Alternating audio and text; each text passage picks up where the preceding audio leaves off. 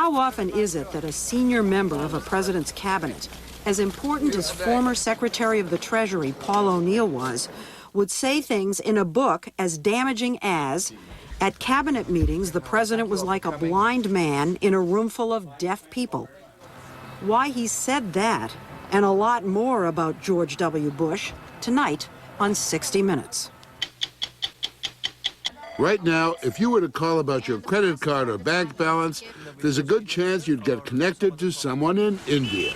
But you don't have to pay any annual membership fee with this offer. Why India? Because it's relatively easy to teach an Indian how to speak like an American. Fast, last. But how would our customers say that? Fast, last. Don't worry about it. I will transfer you. And easier yet to get an Indian to work for a lot less money than an American. Of all the bakeries in America, this one takes the cake. Not only for the way it runs its $5 million a year business, but for taking otherwise unproductive members of society off the streets and putting them to work baking up a storm for a clientele that includes some of New York's best restaurants. What also makes this bakery different is that the dough they work with produces some of the dough that supports a foundation for the needy. In a moment, we'll give you a taste of who they are and what they do. I'm Mike Wallace. I'm Morley Safer. I'm Ed Bradley. I'm Steve Croft. I'm Bob Simon. I'm Leslie Stahl. Those stories and Andy Rooney tonight on 60 Minutes.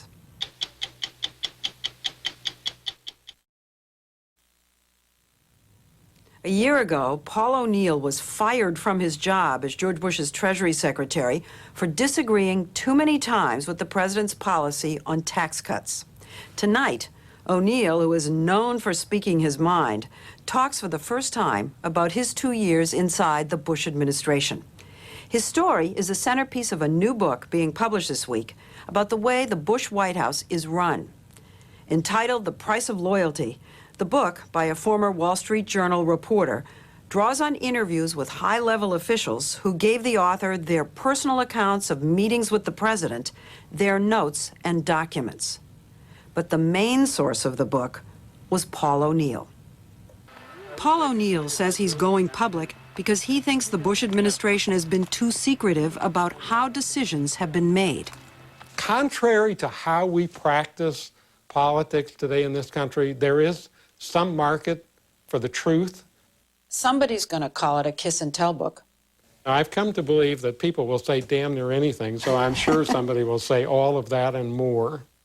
O'Neill, who was George Bush's top economic policy official, says in the book that the president did not make decisions in a methodical way. There was no free flow of ideas or open debate. At cabinet meetings, he says the president was like a blind man in a room full of deaf people.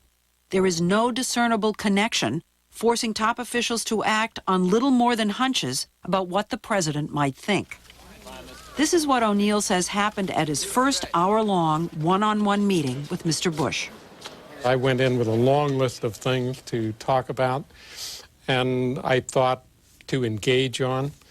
And as the book says, I was surprised that it turned out me talking and the president just listening.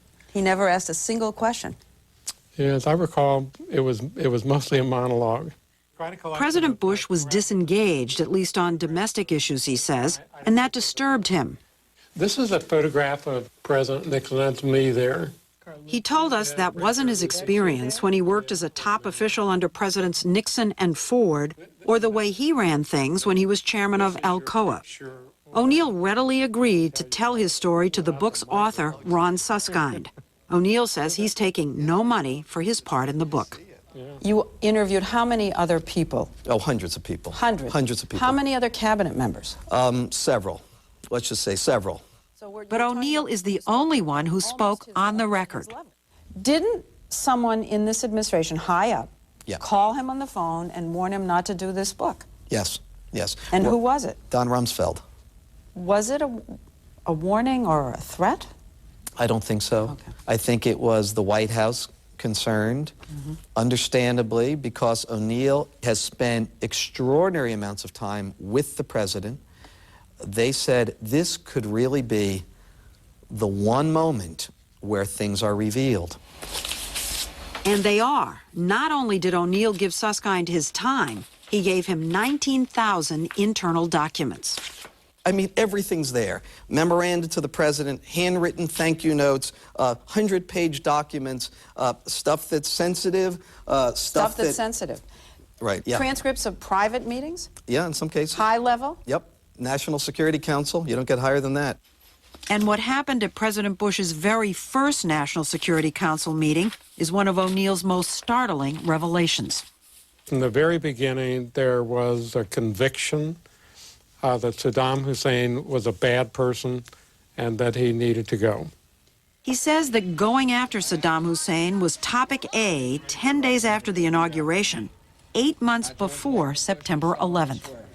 From the very first instance, it was about Iraq, it was about what we can do to change this regime.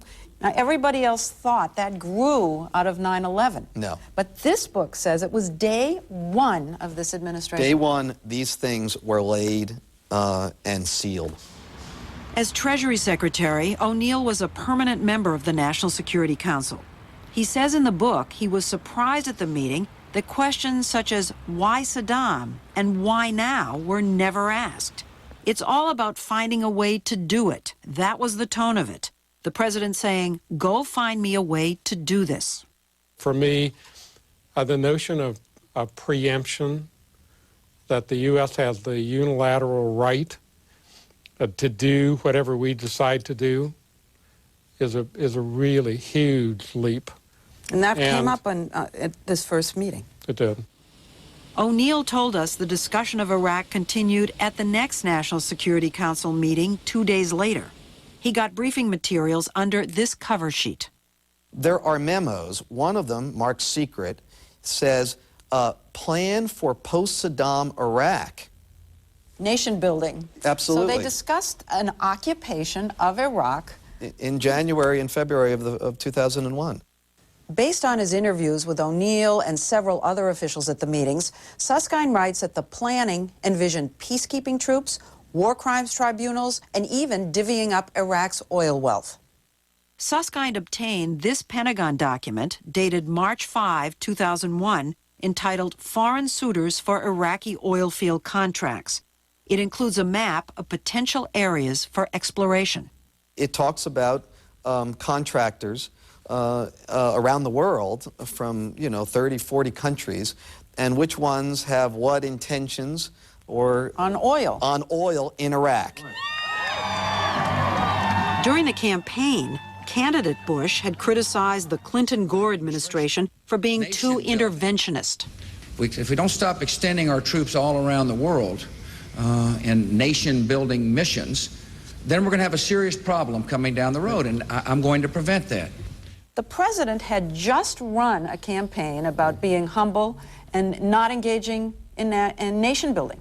The thing that's most surprising, I think, is how emphatically, from the very first, this administration had said X during the campaign, but from the first day was often doing Y, not just saying Y, but actively moving toward the opposite of what they had said during the election. But the president had promised to cut taxes, and he did. Within 6 months of taking office, he pushed $1 trillion worth of tax cuts through Congress. This is significant, and this is only the beginning.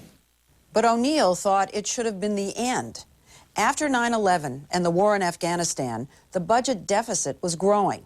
So, at a meeting with the vice president after the midterm elections in 2002, Susskind writes that O'Neill argued against a second round of tax cuts.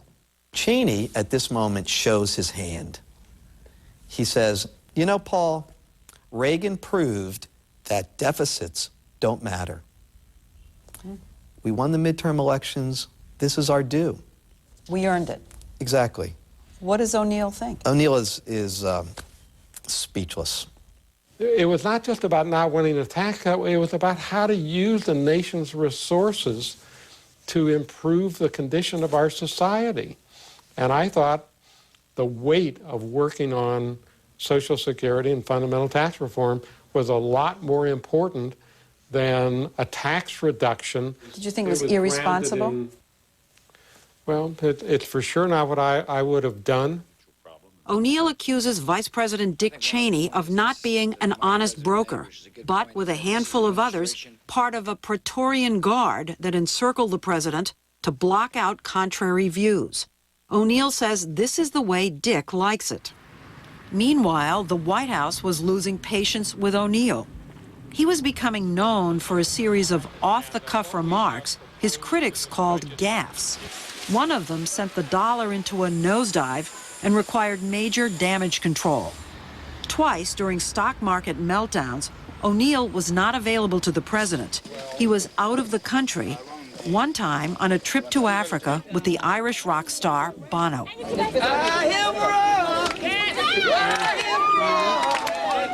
Africa made an enormous splash. It was like a road show.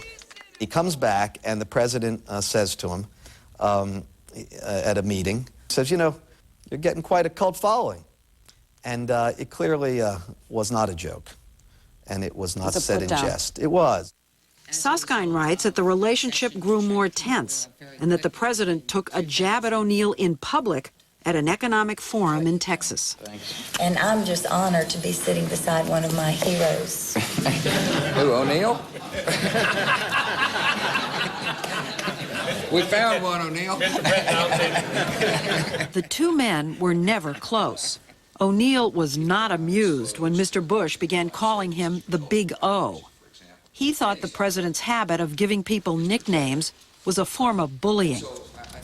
Everything came to a head for O'Neill at a November 2002 meeting at the White House of the economic team. Well, it's a huge meeting. You've got Dick Cheney from the, secure location on the video. The president is there. Susskind, who was given a nearly verbatim transcript by someone who attended the meeting, says everyone expected Mr. Bush to rubber stamp the plan under discussion, a big new tax cut. But according to Susskind, the president was perhaps having second thoughts about cutting taxes again and was uncharacteristically engaged. He asks, haven't we already given money to rich people? This second tax cut's going to do it again. The president himself says, but we already gave it to the rich people? Yes, he says, why are we doing it again? Why are we doing it again? He says, why are we doing it again? Now, his advisors, they say, well, Mr. President, the upper class, they're the entrepreneurs. That's the standard response. And the president kind of goes, okay, that's the response. And then he comes back to it again. Well, shouldn't we be giving money to the middle? Won't people be able to say, you did it once and then you did it twice, and what was it good for? But according to the transcript, White House political advisor Karl Rove jumped in. Karl Rove is saying to the president a kind of mantra, stick to principle, stick to principle. He says it over and over again. And he's saying stick and don't waver. Don't waver. In the end, the president didn't. And 9 days after that meeting, in which O'Neill made it clear he could not publicly support another tax cut, the vice president called and asked him to resign. With the deficit now climbing toward $400 billion, O'Neill maintains he was in the right. But look at the economy today. Yes, Can't the White House say, look, we were right and O'Neill was wrong? Well, in the last quarter, the growth rate was 8.2%. Wow. It was terrific. Is it because of the tax cut? I think the tax cut made a difference, but without the tax cut, we would have had 6% real growth and the prospect of dealing with transformation of Social Security and fundamentally fixing the tax system. And to me, those were compelling competitors against more tax cuts. While in the book, O'Neill comes off as constantly appalled at Mr. Bush, he was surprised when I told him I found his portrait of the president unflattering. Oh, you really think so? Are you joking? No, Are you teasing me? No, I'm not at all. I tell you, it really jumps out. I'll be darned. You're giving me the impression that you're just going to be stunned if they attack you for this book. And they're going to say, I predict, it's sour grapes. He's getting back because he was fired.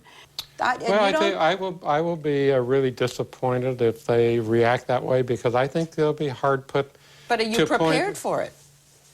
Well, I don't think I need to be, because I can't imagine that I'm going to be attacked for telling the truth. Why would I be attacked for telling the truth?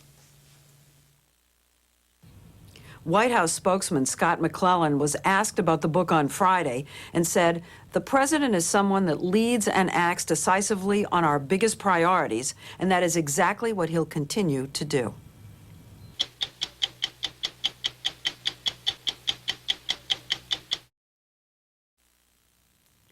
For decades, American manufacturers of everything from blue jeans to semiconductors have searched the world for the cheapest labor they could find. It may have cost hundreds of thousands of American jobs, but it's made American products more affordable. Now, some of the most familiar companies, ones we deal with every day, are moving a whole new class of jobs overseas. Outsourcing, they call it. Not the old economy assembly line jobs, but jobs in the new economy. Anything that involves a computer or a telephone, that person at the other end of the line is more likely to be in India than Indiana. To many American employers, India is nirvana.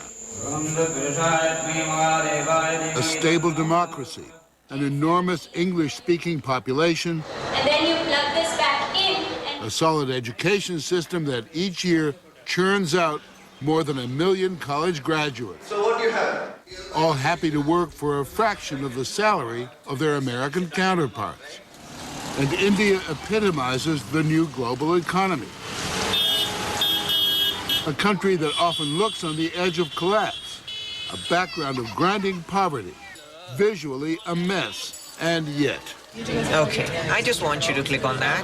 Whether you know it or not, when you call Delta Airlines, American Express, Sprint, Citibank, IBM, or Hewlett-Packard's technical support number, Since when are you having this problem?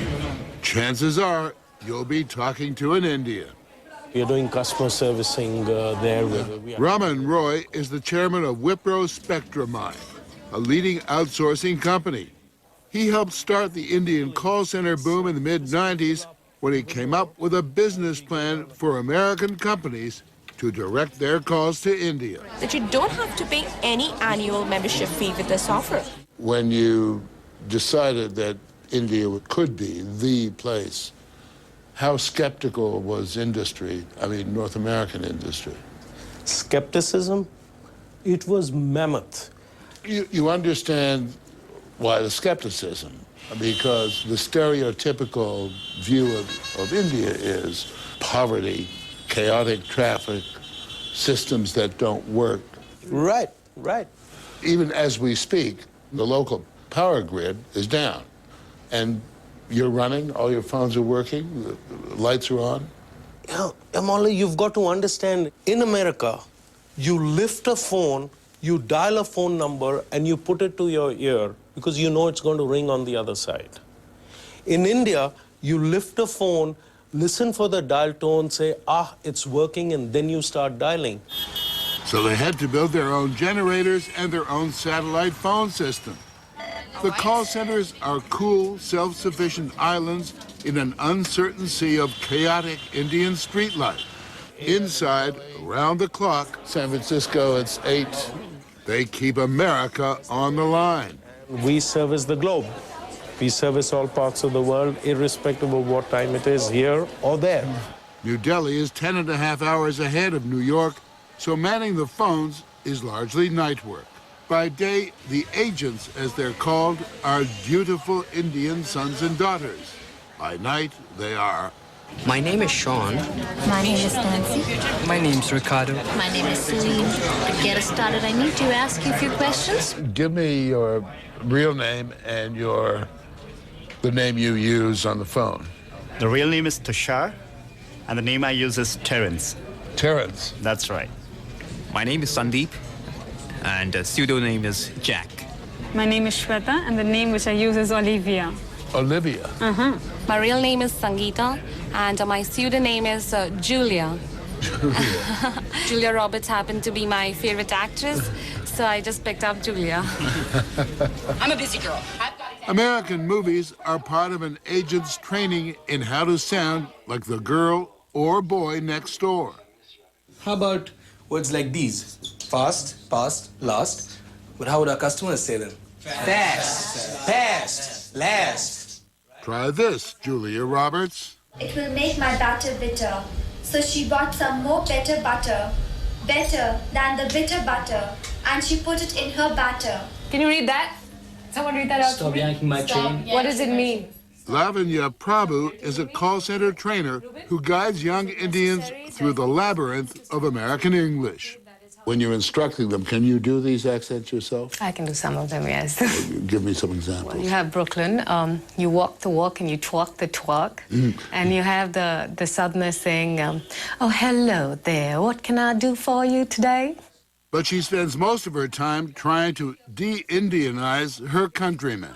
There's a very free and easy interchange among a lot of Indians of V and W. Yes, you have, my name is Victor with the we. Give me an example of an exercise you would give them on the VW problem.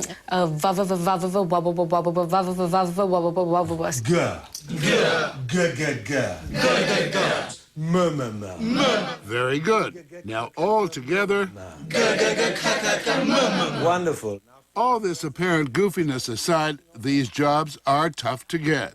Of the young people who apply, how many are accepted? So out of 100 applications, we accept approximately 5. Anjali Mehta. On any given day in New Delhi and Bombay and Bangalore, the call goes out for new call center recruits as more and more American companies come calling. Just type in this keyword. The call center employees earn $3,000 to $5,000 a year in a nation where the per capita income is less than $500. All right, so just give me a moment to pull up your account. There are a few aspects of your telephonic life that do not sooner or later end up in India. And may I know the reason for delay in making the payment this time? Debt collection is, as it has always been, a growth industry. Will the next month's payment be on time? Arjun Raina, a Shakespearean actor, helps debt collectors and others trying to wheedle money out of you play the part. Please reconsider paying the increased fee. Please reconsider paying the increased fee. Great. There's also a hierarchy of bill collectors. There's the sweet, gentle one who's first calling in and saying, just reminding you, right? And then the toughies come in, you see? And the toughies have it quite good because, for example, a lot of men have no problem being aggressive, right? Accent doesn't matter. You know, once I'm being aggressive with you, I don't have to be polite and neat. I can be tough with you, right? In fact, the accent might add a certain degree of sinister. It also accent, yes, yes. Morally, you better, you know. Don't mind, but if you don't pay me up now, I'm going to take your truck from you. Partha Iyengar is an analyst in India for Gartner, an American research company. This is probably the most palpable example, I guess, of globalization. Absolutely. We've had globalization in the manufacturing sector with the auto industry and Japan really emerging as a major auto power. We've had globalization in the low-end manufacturing industry with China emerging as a global power. But this is the first time in the knowledge industry we have globalization impacting two countries at such a large scale, India and the US. May I have your first and last name, please? The U.S. government does not keep track of how many American jobs have gone overseas, but there are estimates that in just the last 3 years, as many as 400,000 jobs have gone to places like China, Russia, and India. Have a nice day. Bye-bye. The reason the companies are coming here is to really be more competitive, and that cannot be bad for the U.S. economy. What has been the effect of outsourcing on the Indian economy? It's been quite dramatic. There are some estimates that say that the whole outsourcing revolution, if we can call it that, will really be one of the key factors in moving India towards developed economy status. At which time, India would probably outsource to China for the same 4 reasons the U.S. outsources to India. Money, money, money, money. Money, money, money, money. The most important line in business is the bottom line, correct? Absolutely. And what would be the savings to a multinational company? You save anywhere between 30 to 50%. Enough to dazzle even the most patriotic CEO. And so, J.P. Morgan Chase is hiring Indian stock analysts. Indians answer some of Amazon.com's email. Welcome. AOL and Dell send technical calls to India. And if your doctor prescribes an MRI at Massachusetts General Hospital in Boston, it may be processed by a radiologist in India. So what's left? Well, there's taxes. Last year, only 1,000 U.S. tax returns were prepared in India. This year, there were 25,000. And next year, people are estimating that about 200,000 returns will be prepared in India. That's phenomenal. It is phenomenal. Dave Weil is a 31-year-old American entrepreneur expecting to make a fortune on outsourcing for U.S. accounting firms through his company, SurePrep, based in Bombay. What makes India such a good candidate for outsourcing taxes specifically? The cost of the labor, it's a fraction of the cost. What's the difference between a chartered accountant here, a chartered accountant in the Midwest in salary? So you might be paying somebody $300 to $400 a month here that might make $3,000 to $4,000 a month, or more in the United States. SurePrep currently does work for more than 150 U.S. accounting firms, and its client list grows larger each month. These accounting firms range from small local firms to right now it's about 20 of the top 100 firms, including one of the national firms. Those American firms scan an individual's tax documents into a computer. An Indian accountant logs on, fills out the return on his computer, and then it's printed out in the U.S., checked, signed, and sent to the IRS. It's so new that I would guess people don't know that their taxes... Most people would never know.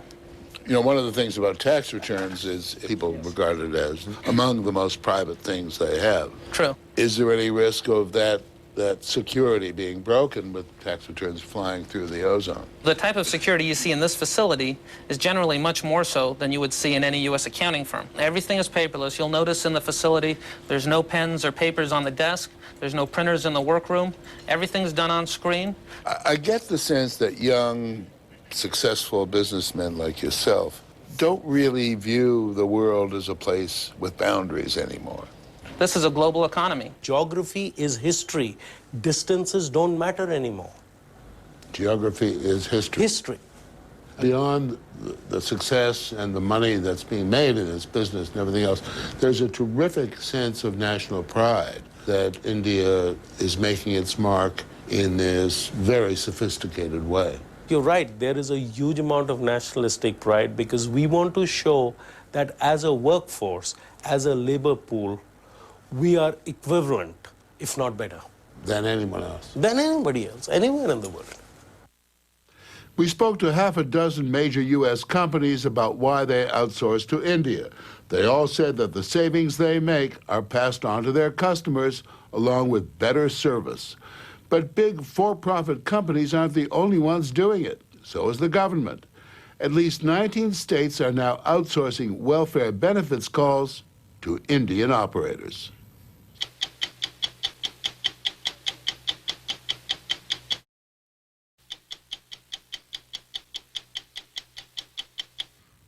How did a bakery in Yonkers, New York, a small, slightly disheveled city next door to the Bronx, end up not only making cakes for the rich and famous, but supporting the poor and disenfranchised? The bakery we're talking about is the Greyston Bakery, a social experiment that started more than 20 years ago with the goal of employing the chronically unemployed, getting them off the streets and back into the workforce. Not only that, the profits from the bakery, and the bakery does make a profit, are used to help fund daycare centers, health clinics, and counseling services. Today, the Greyston Bakery has become a role model for companies that want to inject some social action into their business. So come with us to a bakery like no other. The Greyston Bakery is located in an old building in a section of Yonkers where the well-heeled do not walk. Where inside a few cramped rooms, the bakers make gourmet cakes which are served at the finest restaurants. Cheesecakes, chocolate cakes, mousse cakes. They also bake wedding cakes and cakes which have been served at the White House. It's a $5 million a year business. But the bakery doesn't hire people to make cakes. It makes cakes to hire people. People like Rodney Johnson, a former drug dealer. He got his GED in jail and his first legal job here at Greyston. You were making $5 an hour when you started working at the bakery? Yes. What were you making in the streets? A good week? 2,000-3,000. How did you manage to stick with a job paying $5 an hour when you could make a couple of thousand a week in the streets? I had a child, wanted to show her something different. And he says his drug dealing taught him some useful job skills. When it comes to having a job to get done, at the bakery, we try to meet that quota. In the streets, when I had X amount of drugs, I try to meet that quota. It's business. Business. But at the end of the day, I don't have to worry about police coming. I don't have to stash crack. I don't have to run into buildings, things of that nature. No, Rodney makes cakes and brownies now. He says he owes much of his turnaround in life to Julius Walls, the CEO of the bakery, who gave him and others like him a chance. you are employing people who are generally considered by most businesses in this country to be unemployable, hard to employ. We want to get the crumb structure a little tighter, give a better mouthfeel. Walls was studying to be a Catholic priest, but left that calling to have a family and enter the business world. He now calls Greyston his ministry, and he believes anyone deserves a chance to work. We get people who are straight out of prison. We have people who are just coming out of substance abuse programs and need an opportunity to make a go of their lives. We have people who are returning to work from the welfare roles. And rehab centers and probation officers know that you're a man to call. Yes, absolutely. The bakery has a unique hiring policy. Every other Wednesday is open hiring day. Applicants gather outside the bakery. If you've got one job opening, for example, and you've got two applicants, and one of them is a clean-cut high school kid, and another one is off the street, how do you make up your mind? How do you do it? It is somewhat by chance because we number the applications. And so... whichever guy showed up first. Whichever guy showed up first. Most new employees start out as apprentices working on the brownie line, where the work is repetitive and the temperature can get up to 90 degrees. About half drop out, but the other half go on to get full-time jobs with decent pay and benefits. Why run it for profit? Why not just run it as a charity? We understand that most people that come to work for us aren't going to stay with us forever, and they're going to have to go out and work for someone else, and we want them to understand what it means to have a real job. The bakery employs some 65 people. People like Delaney Philogene, who left Haiti as a child and became a homeless teenage mother. Delaney, how old were you when you came to this country? 11. And you've been on your own since? 14, 15. Was life pretty rough? Sure. At some point, I ended up being in a shelter and stayed there for about a good couple of months or so. And I didn't think that was a good thing for me either, and I got pregnant and left school. How did you land at Greyston? I applied, and they told me to keep in touch. And so I went to Greyston every morning, and I stood in front and waited until a position was given to me. And one day, they told me they had a full week's work for me, and I was so excited. Today, Delaney works in accounting at Greyston and provides a stable home for herself and her 2 children. And Rodney, who's been at Greyston 9 years, is the production manager of the entire bakery. Does it make any difference that you're making very fine bakery products as opposed to doorknobs? There's a little more love and finesse put into a cake as opposed to a doorknob, unless it's an elegant doorknob for a mansion. But no, I like cakes. Cakes are good. Cakes have been good to me. Specifically, these cakes, with names like Peanut Butter Explosion, Venetian Wine Cake, and their bestseller, Triple Chocolate Mousse. How many calories do you think are sitting on this table? 0. 0. So that's what I was hoping you'd say.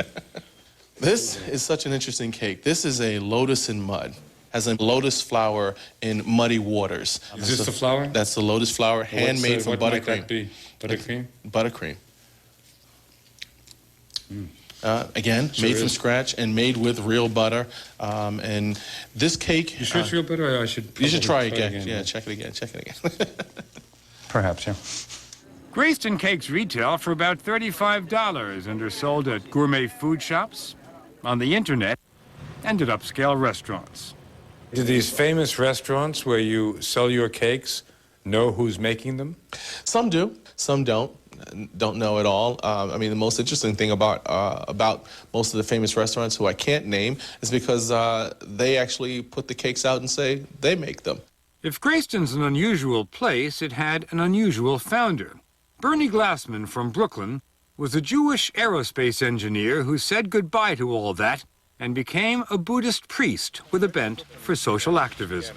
I wanted to show that people that are homeless, if they're given the chance and the right training, could not only work in our labor force, but can produce the high niche items of our society.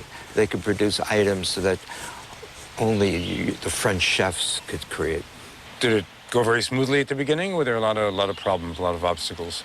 We had tremendous amount of obstacles. I almost went broke a few times.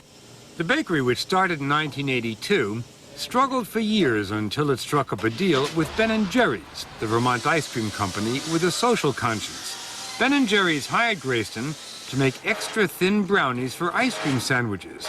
It was the biggest customer the little bakery had ever had.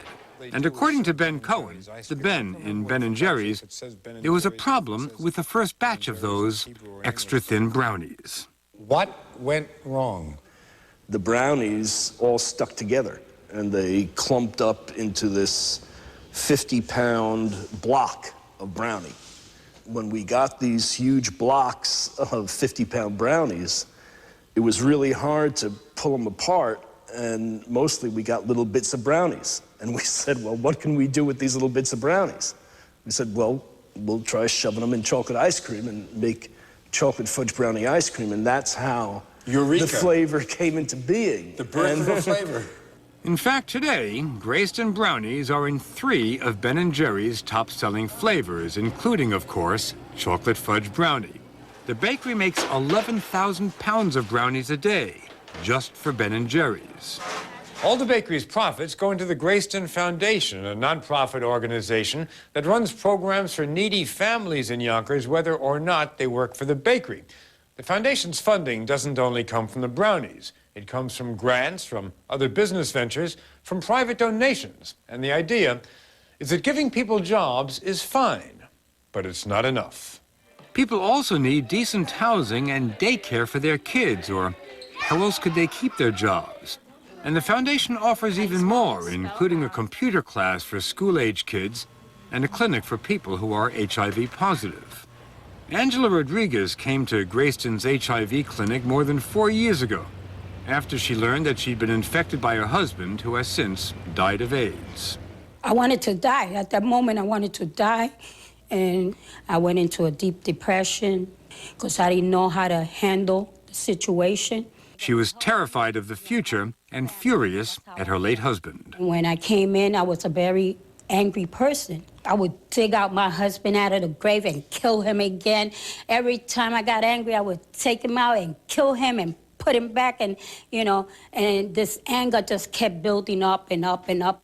Well, she got her anger down after working with counselors at Greyston. She also got her life back on track. She works at Greyston now as a part-time receptionist. She's taking some college courses and hopes to become an HIV counselor. Has Greyston given you hope for the future?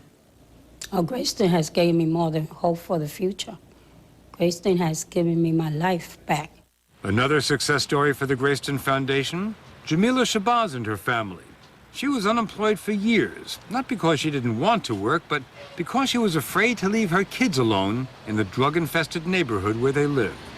Where I was living, my children, one, they could not ever go outside and play because it was too dangerous. Dangerous because? Because of the drugs, because of the guns, and you the fighting constantly. That all changed when Jamila and her family moved into a safe, clean, low-rent apartment owned by the Greyston Foundation. It also came with an unimaginable luxury, daycare. The daycare was great. It was a great feeling to know that your children are safe. Jamila found a job working with kids, and her oldest son, Kevin, got a scholarship from the Greyston Foundation to help pay for college. What kind of future do you see for you and your family now? My daughter, my son, they're going to do well. I'm blessed. I'm very blessed. The little bakery that started it all is about to become a bigger bakery, which will presumably help more people. The Greyston Bakery is about to move into a new building designed by architect Maya Lin, whose past projects include the Vietnam Memorial in Washington. We were going to try to get light to filter through all levels of the bakery. The building she designed is nothing like the cramped space the bakery's in now. She wanted a clean, well-lighted place with high ceilings and low construction costs. I couldn't resist getting drawn into it. One, because of what they do. Two, it's sort of a very happy, very fun, very challenging design problem.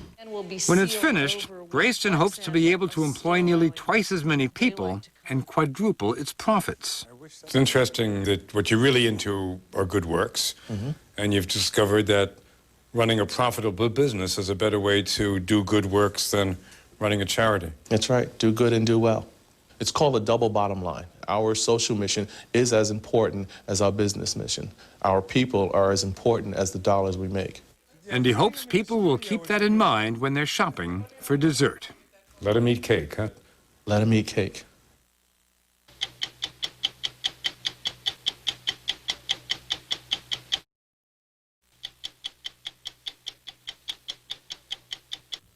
Tonight, Andy Rooney comes out of the closet. Christmas and New Year both came on Thursday this year, so there was a lot of dead time. No one did much on Wednesday or Friday either week, then we had 2 weekends. I spend some of my time cleaning out a closet. Sometimes throwing things away is more satisfying than buying them in the first place. I threw out a lot, and these are some of the things I had left over. I've been given some plaques over the years. I don't hang them, I put them in the closet. I like this American flag pillow somebody gave me, but I keep that in the closet. The design of our flag is a work of genius, but I don't like using it as decoration. I don't wear one in my buttonhole, and I don't sleep on that. These are bookends given to me by one of the best men who ever worked in television news, Fred Friendly. Gone now. I don't like the monkeys, but I loved Fred and would never throw them away. People send me hats all the time. Someone knitted my name into this one. Good job she did, but I don't wear the American flag in my buttonhole, and I don't wear clothing with my name on it. An abacus. I have no idea how to use this. If I need help counting, I use my fingers. This is a nice piece of glass, a pipe holder. It's hard to believe I once smoked a pipe. This is one of my treasures. The license plate I got for my car when I covered Richard Nixon's inauguration in 1969. This allowed me to park illegally anywhere in Washington. These are cushions I got at Super Bowl games. This was Super Bowl number 27 in Pasadena in 1993. Now, this is hard to explain. Everything bought in Tiffany's comes in a blue box like this. Don't ask me why I kept an empty box, because I no longer remember what came in it. Must have been very expensive, though. Every few years, I decide to learn French by listening to tapes while I'm driving to work. It hasn't worked yet. I suppose some of you watching don't recognize what this is. It's what we used to listen to music on before CDs. This was a Duke Ellington record. CDs may produce better sound, but Duke Ellington produced better music. This is something very important. I haven't any idea what it is, but I don't dare throw it away in case I ever need it. Now, I'm going to take all this junk home and put it back in the closet until Christmas and New Year come on Thursday again. I'm Mike Wallace. We'll be back next week with another edition of 60 Minutes.